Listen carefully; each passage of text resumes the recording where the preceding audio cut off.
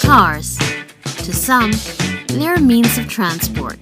Then there's the other set of people, the artists, pioneers, the petrol heads, and speed freaks. To us, these machines represent the perfect alchemy between beauty and velocity, and the sheer joy that arises from it. We are epic cars.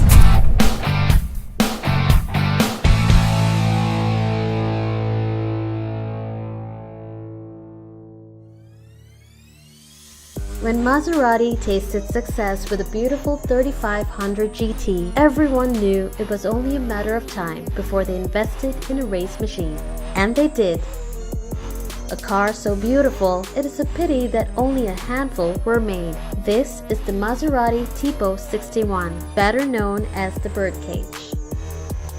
Initially, the Birdcage was received with much criticism because of its unusual frame design. It was a far cry from the usual design cues of the Italian sports cars, but it was a product of rapid transformation that started a new philosophy of race car engineering.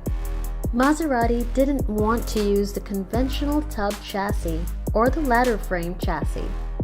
Giulio Alfieri, the chief designer behind the Birdcage, opted to take a completely different approach and welded over 200 pieces of steel tubes to form a chassis that looked like an intricate network. Now you know why it is called the Birdcage. Remarkably, the chassis weighed a mere 36 kilos when done. The Birdcage was produced between 1959 and 1961. It was mainly produced by Maserati for endurance racing in events such as the 24 Hours of Le Mans and the likes. Though being a very competitive car, the Birdcage was plagued with problems and often retired from races with issues regarding the drivetrain. The Birdcage was first unveiled in 1959 when Sir Stirling Moss raced it to its first victory.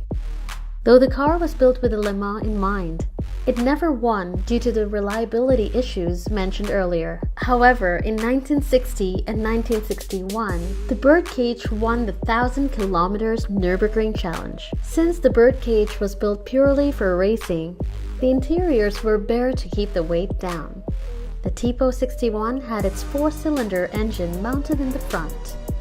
The 2.9-liter engine produced a healthy 250 horsepower, which pushed the car to a speed of 285 kilometers per hour. The most amazing fact of the Birdcage, however, is that its curb weight was just 600 kilos.